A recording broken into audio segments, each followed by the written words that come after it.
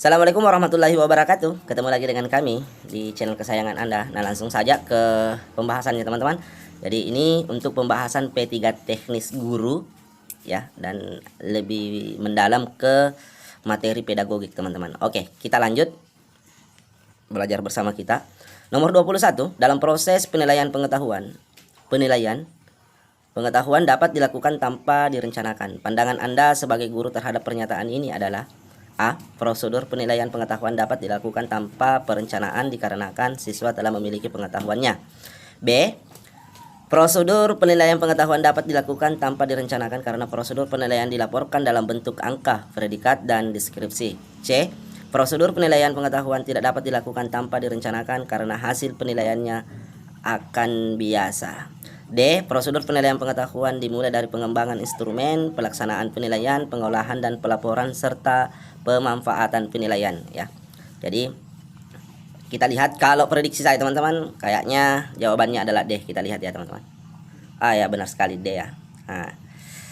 Oke teman-teman, lanjut ke soal 22 teman-teman. Deskripsi tentang ranah sikap, pengetahuan, keterampilan yang harus dipelajari, dikuasai peserta didik pada suatu tingkatan atau jenjang sekolah kelas. Mata pelajaran tertentu terdapat pada komponen silabus. KD kompetensi dasar, kompetensi inti, penilaian pembelajaran atau materi teman-teman. Oke. Kita lihat teman-teman, deskripsi tentang ranah sikap. Kita langsung lihat jawabannya adalah A teman-teman ya, kompetensi dasar. Oke, kita lanjut ke soal berikutnya. Di sini ada penjelasannya teman-teman ya. Kompetensi dasar, penjabaran KI.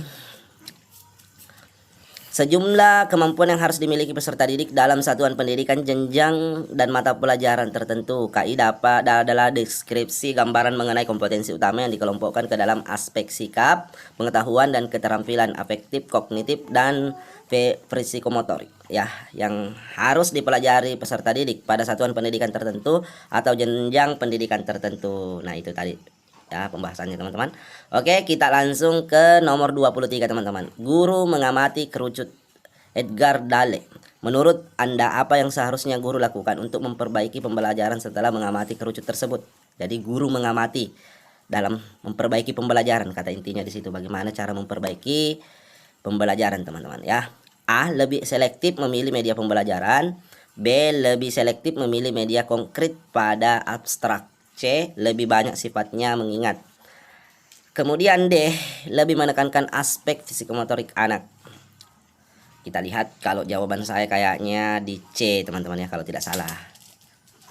Drilling masih ada ya. Jadi jawabannya di sini teman-teman adalah lebih menekankan aspek psikomotorik anak teman-teman, anak ya. Oke, kita lanjut teman-teman. Nomor 24. Berikut ini yang bukan kriteria penilaian esai adalah kecuali teman-teman ya. Pemilihan topik esai dan ketajaman analisa.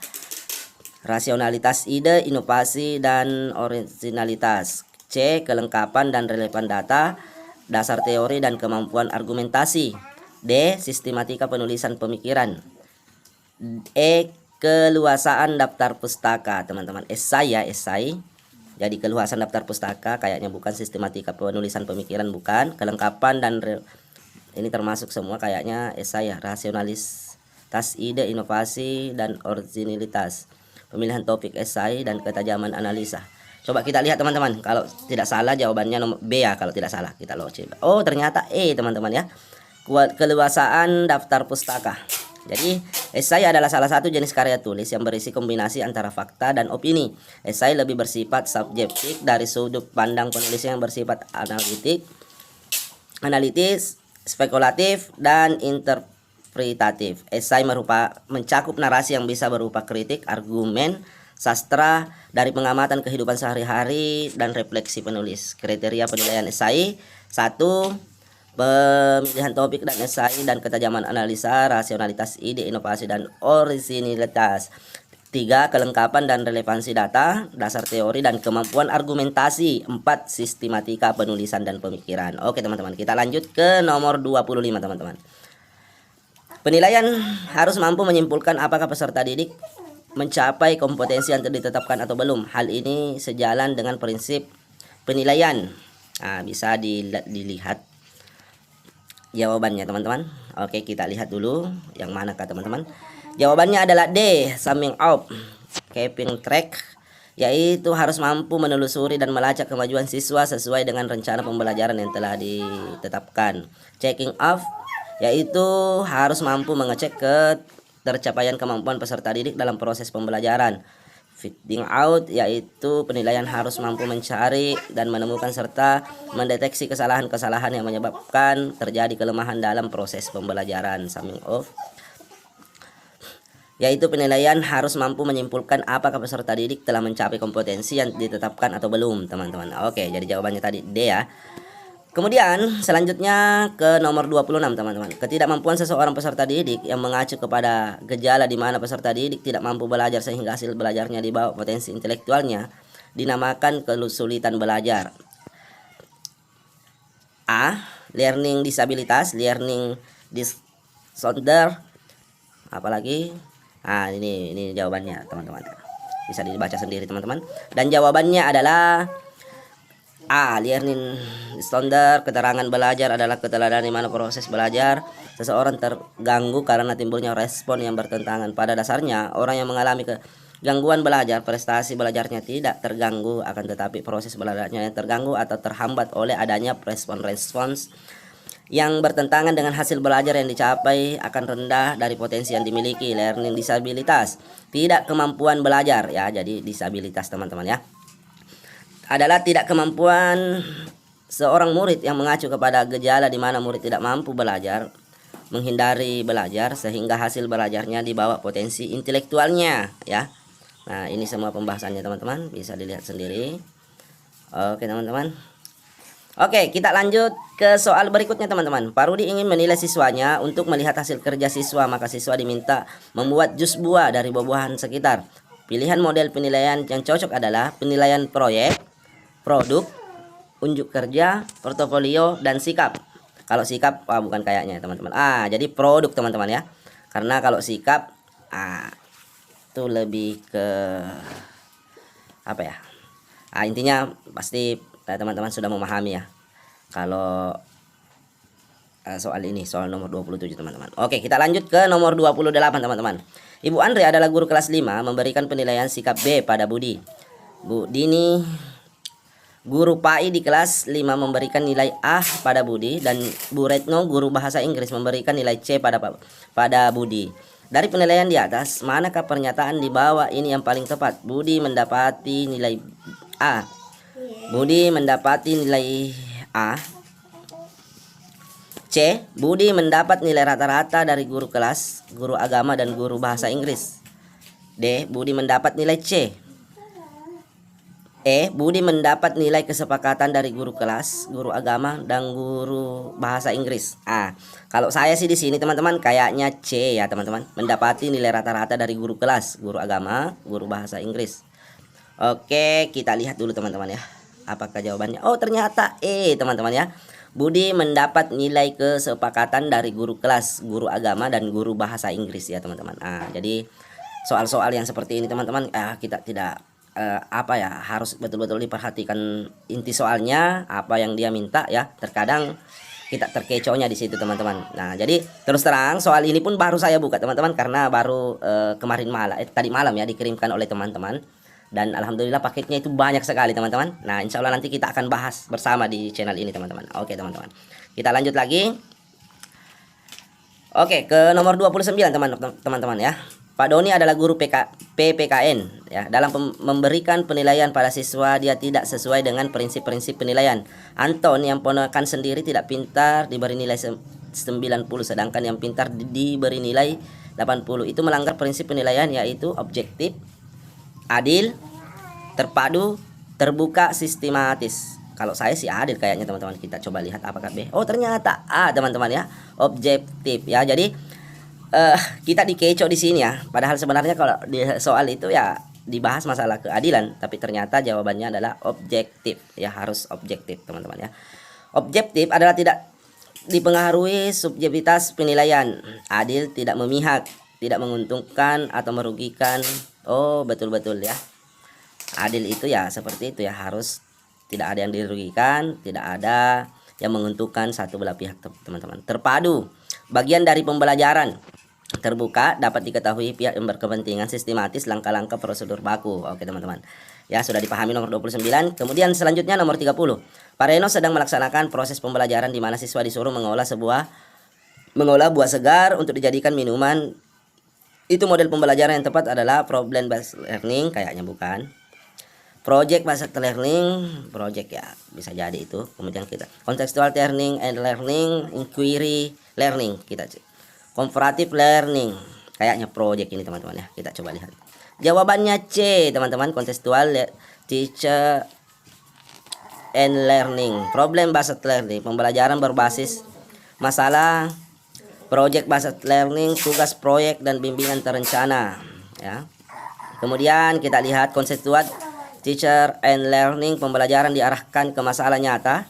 Inquiry learning, menemukan sendiri konsep. Comparative learning, bekerja sama kelompok. Oke teman-teman ya, jadi bisa dipahami. Nah, penjelasannya seperti itu teman-teman. Kita lanjut ke nomor 20. Teman-teman, nomor 31 teman-teman ya. Dari hasil pengolahan nilai bahasa Inggris oleh Ibu Ani diperoleh 4 kompetensi dasar pada semester itu. Dari 28 siswa ada 4 siswa yang lulus KDI, kompetensi dasar. Dan oke. Kemudian dan 4 tidak lulus KD2. KD1 tadi ya maksudnya. Tidak lulus KD2, tindakan yang harus kita lakukan adalah pada KD1 diberikan remedial penugasan individu ya. Kemudian tidak ada pembelajaran remedial karena bobot KDI dan KD2 berbeda. Pada KD1 diadakan pengayaan untuk 4 siswa. Kemudian D, siswa yang tak tuntas KD2 diberikan remedial bimbingan dan penugasan individu. Sebanyak 24 siswa mengikuti remedial KD1 dan KD2. Coba kita lihat, kayaknya ini ya kalau tidak salah teman-teman. Oh ternyata D teman-teman ya. Oke, pada KD1 diberikan pembelajaran ulang klasikal karena peserta remedial 24 siswa lebih dari 50% peserta. Oke teman-teman. Pada KD2 juga diberikan remedial penugasan individu tutor sebaya karena hanya 4 siswa, artinya 14% teman-teman. Pengayaan yang diberikan jika nilai siswa tuntas 85%, di atas 85% teman-teman ya. Oke. Lanjut ke nomor 32 teman-teman. Salah satu persyaratan menjadi guru adalah memiliki kompetensi akademik S1 atau D4. Seorang guru teman sejawat Anda di sebuah SMA swasta di Surabaya tidak memiliki salah satu persyaratan wajib yang diharuskan undang-undang tapi sudah aktif mengajar. Maka yang Anda lakukan adalah melakukan pendekatan secara persuasif kepada guru tersebut dan memberikan informasi berkaitan dengan persyaratan tersebut serta membantunya dalam mencapai persyaratan. Kemudian yang B, memberikan ulasan kepada kepala sekolah agar mengidentifikasi setiap guru yang belum memenuhi persyaratan wajib sebagai guru, kemudian memberikan dukungan agar mencapai persyaratan tersebut. Mencarikan informasi untuk guru berkaitan dengan program-program pemerintah yang dapat membantu guru yang belum memenuhi persyaratan wajib sebagai guru. Melaporkan guru yang bersangkutan kepada kepala sekolah atau dinas pendidikan terkait guru tersebut dan mendapatkan sanksi. Diam saja, hal tersebut merupakan tanggung jawab kepala sekolah. Kalau saya sih lebih tepatnya mungkin ke A ya teman-teman.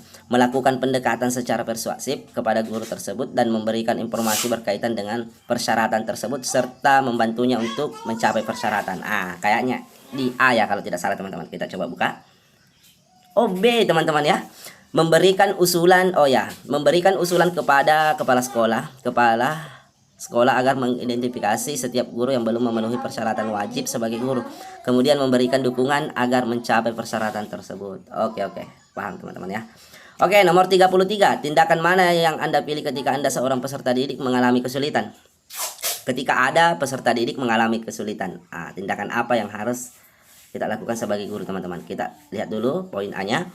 Menemuinya dan berusaha mengetahui bagaimana perasaannya, memberikan dukungan atas kebutuhan dan keinginannya saat itu, memberikan bantuan dana, berbagi cerita dengannya tentang perasaannya saat itu, menyampaikan ucapan turut prihatin kepadanya secara langsung. Meminta teman-teman saja untuk menggantikan Anda datang menemuinya. Kita coba lihat menemuinya dan berusaha mengetahui bagaimana perasaannya dan memberikan dukungan atas bantuan dan keinginannya saat itu. Kok kita coba lihat apakah A, teman-teman? A, ternyata jawabannya A ya. Oke. Nomor 34, Anda diterima sebagai guru SMA swasta yang berada di Surabaya, sedangkan tempat tinggal Anda di kota lain yang membutuhkan waktu tempuh 2 jam untuk sampai di sekolah. Anda mengajar di sekolah tersebut selama 6 hari kerja.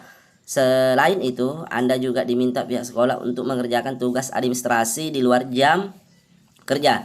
Yang Anda akan lakukan adalah sementara akan bertahan sambil mencari lowongan kerja di dekat rumah, tetap menjalankan tugas sebagai guru dengan sebaik-baiknya meskipun tempat mengajar jauh dan banyak tugas tambahan yang harus diselesaikan. Kelelahan dengan jarak tempuh yang terlalu jauh dengan sekolah, terpaksa bekerja dengan jarak tempuh jauh, hal ini dikarenakan faktor ekonomi saja. Bertahan menjadi guru sekolah tersebut dengan meminta dispensasi tidak diberi tugas tambahan di luar.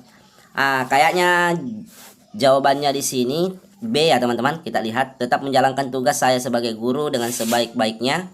Oke, jawabannya betul-betul B ya teman-teman. Kita lihat ke soal 35 teman-teman. Ketika bekerja bersama dengan rekan guru, Anda akan mengemukakan diri secara terbuka, menyediakan waktu membantu kelancaran tugas bersama dengan sesama guru, mengharapkan pengertian dari sesama rekan guru, menyampaikan ide atau gagasan secara jelas dan sistematis, mampu menghadapi kritik dan berusaha memahaminya. Menyampaikan ide atau gagasan kayaknya D teman-teman. Oh, B ya teman-teman. Menyediakan waktu membantu kelancaran tugas bersama dengan sesama guru, menyediakan waktu ya membantu. Oke. Kemudian 36, seorang guru yang pembina marching band melakukan seleksi mayoret, di mana seleksi itu guru mendapatkan pesan dari salah satu wali murid kaya bahwa jika putrinya dipilih menjadi mayoret, maka sang wali murid akan mensponsori kegiatan marching band yang mengikuti kejuaraan. Tanggapan guru menuruti permintaan wali tersebut mengingat sumber pendanaan yang terbatas, menolak dengan santun permintaan wali murid tersebut karena semua peserta didik memiliki hak yang sama untuk menjadi mayoret. Oke.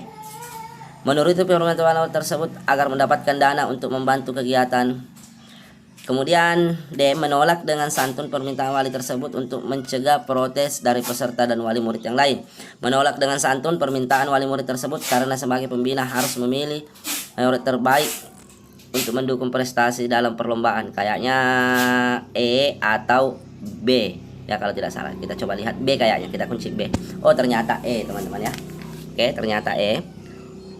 Kemudian selanjutnya pada akhir pembelajaran guru memberikan soal berikut. Perhatikan barisan bilangan 3, 7, 15. Kayaknya ini yang ganjil ya. Apakah bilangan 97 ada pada barisan bilangan tersebut?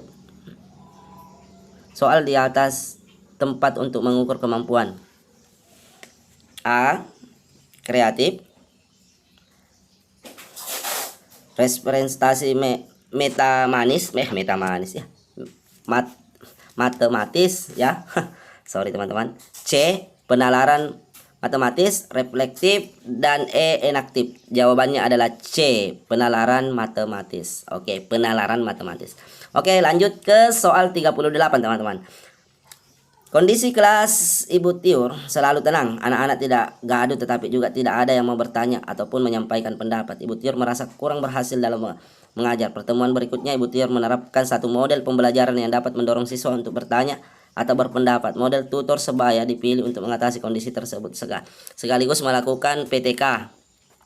Cara mengukur peningkatan kemampuan bertanya pada PTK Ibu Tiur adalah menghitung perubahan jumlah siswa yang berani mengajukan pertanyaan di setiap siklus PTK, mengukur kemampuan mengajukan pertanyaan sebelum dan sesudah perlakuan, memberikan protes, mengemukakan pendapat. PTK dapat diselesaikan sebanyak 2 siklus. Langkah PTK yang dilakukan terdiri dari 4 tahap.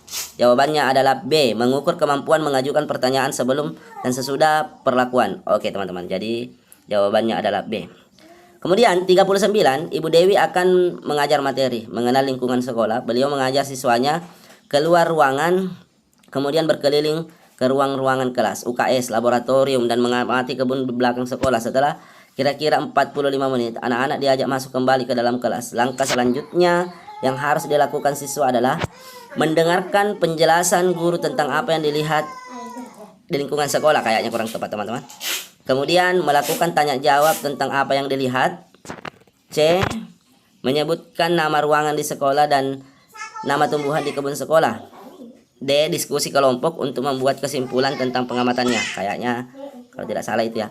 Menggambar salah satu objek yang diamati dalam, kayaknya D kalau tidak salah. Oh, ternyata A, teman-teman ya. Oke, A. Mendengarkan penjelasan guru tentang apa yang dilihat di lingkungan sekolah ya. Jadi jawaban 39 itu adalah A. Kemudian terakhir, perhatikan wawancara berikut. Pada suatu kegiatan pembelajaran, guru menggunakan tabel perkalian 0 kali 0 sampai dengan 10 kali 10. Kemudian siswa diminta mengamati semua hasil perkalian dengan 0 dan 1 sehingga siswa dapat menyimpulkan bahwa perkalian bilangan dengan 0 hasilnya selalu 0, dan perkalian suatu bilangan dengan 1 hasilnya adalah bilangan itu sendiri. Dengan menggunakan kalkulator untuk menghitung perkalian bilangan besar dan dengan disertai bimbingan, guru siswa terus menggali sifat-sifat perkalian lainnya sehingga ditemukan sifat komunitatif dan asosiatif. Bahan ajar yang dilibatkan dalam pelajaran di atas tepat untuk pembelajaran yang bersifat figuratif, baca sendiri saja teman-teman ya. Ini ternyata jawabannya adalah A, teman-teman ya. Oke teman-teman, jadi sekian dari saya teman-teman, untuk proses belajar kita bersama. Jadi saya pun masih dalam proses belajar ya teman-teman. Saya posisinya di sini bukan master, bukan guru ya, tapi kita sama-sama belajar teman-teman. Mudah-mudahan dengan pelajaran hari ini 20 nomor ini ada yang bisa kita ambil sebagai oleh-oleh dan tersave di otak kita teman-teman. Oke teman-teman, sekian dari saya. Assalamualaikum warahmatullahi wabarakatuh.